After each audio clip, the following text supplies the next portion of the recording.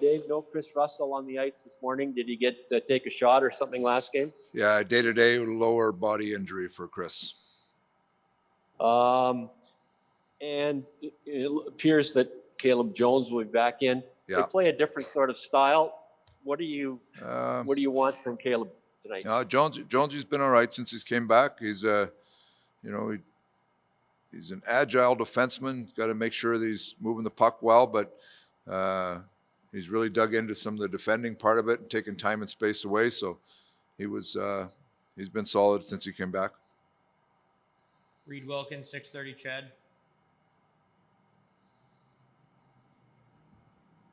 Dave, I wonder if you can comment on sort of on the journey for someone like William Lagesson, who seems like he's early in his career because we haven't seen him in the NHL a lot, but he's already in his mid-20s, and sort of maybe the value of the experience he's put in to get to this point. I think it really just highlights defense is a hard position to play, and that experience is a big factor, especially when, like, Leggy is a real solid defender. You know, there's not a lot of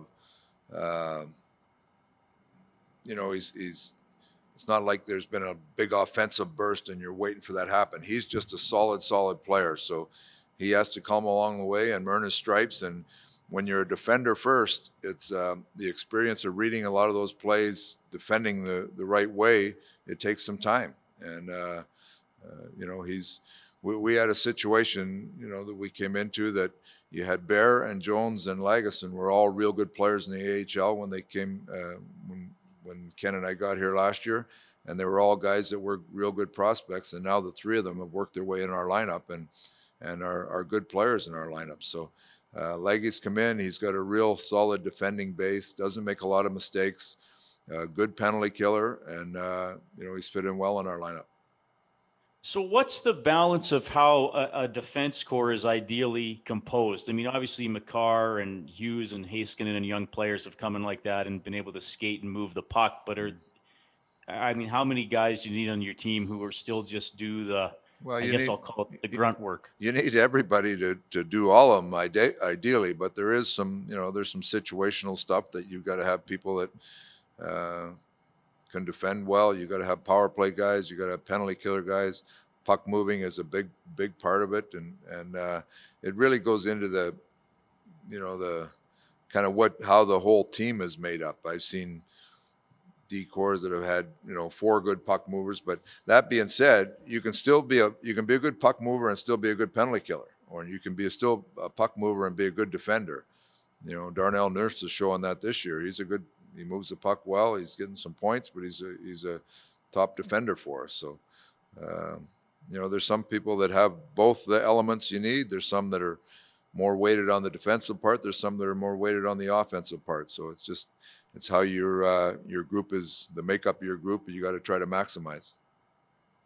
Paul Stravisky, NHL.com. Hello, Dave. Today marks a year since the NHL hit pause on last season. So even though you haven't really played in front of fans for the whole year, and as you reflect on what you've gone through, do you sort of feel like you see the light at the end of the tunnel in the situation we're in right now? Well, you really hope you do, because you see, I think it's, 15 or 16 teams in the States have some fans there now. The game really misses the fans. The fans bring emotion to the game. They may bring emotion to the players. It creates an atmosphere where it's fun.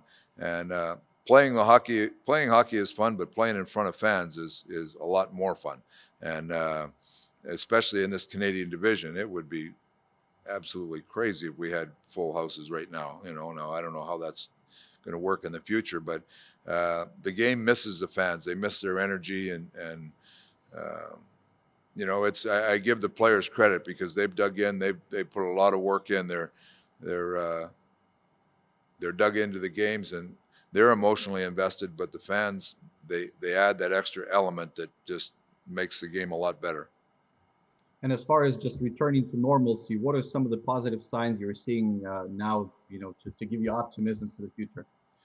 Well, I think you have to look at the optimism of the vaccine rollouts. I mean, the quicker they can get that done, the quicker I think you can get back to normal. So I know every country in the world has its challenges of getting everybody vaccinated. But that's to me, that's the thing that's going to finally push it over the top to get people thinking that they're moving back in the right direction to normal. Terry Jones, Post Media.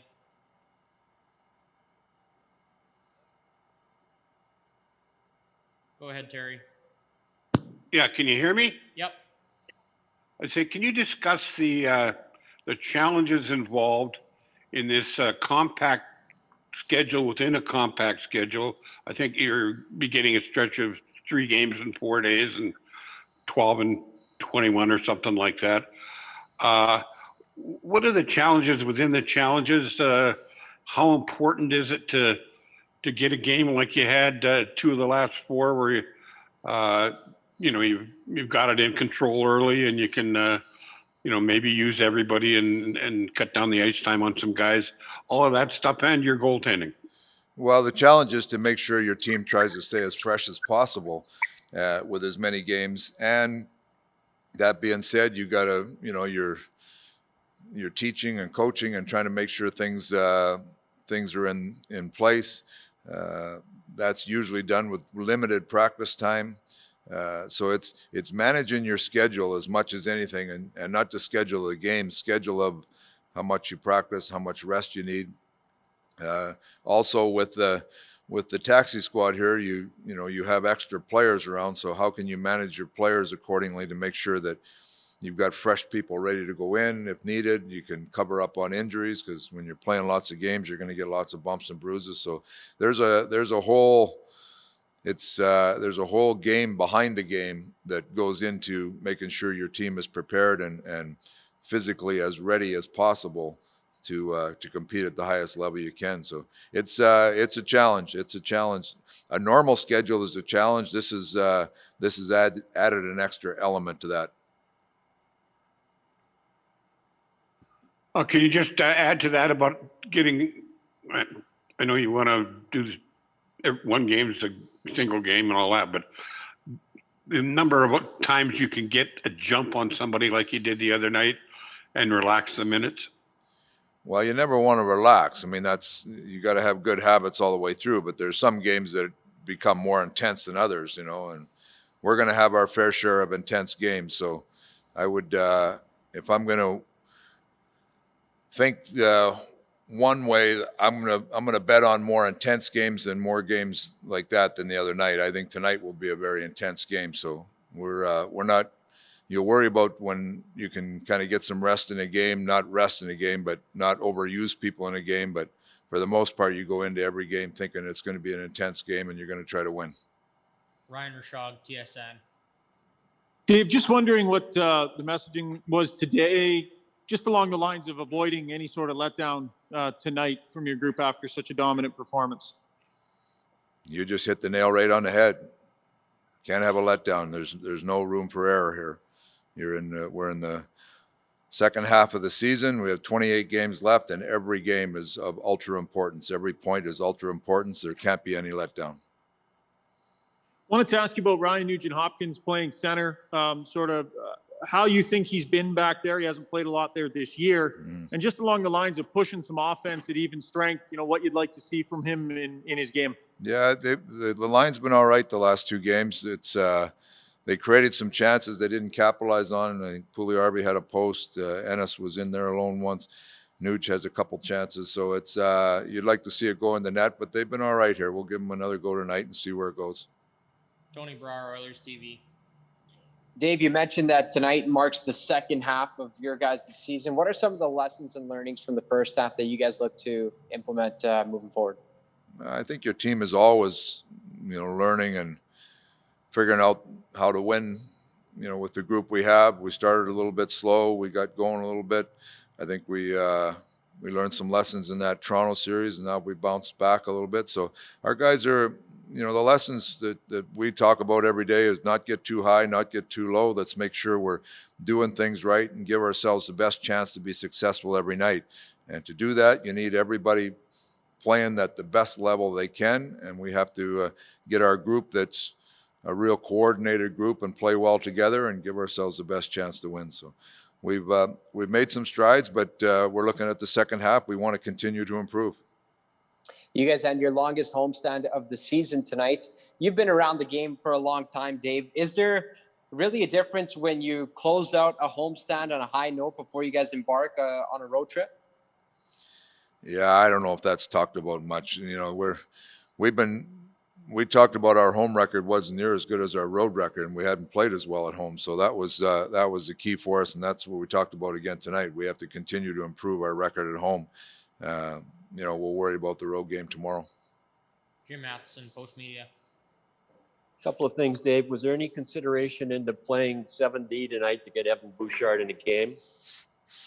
No, I like the way our lines went the other night. And Dominic Cahoon, he seems to have fallen out of favor. No, he's not out of favor. He's out of the lineup, but not out of favor. He's fine. Don't make a story out of something that's not. He's played all right. It's a numbers game for him right now, the mix we're looking at, and he'll get back in soon. Okay, thank you.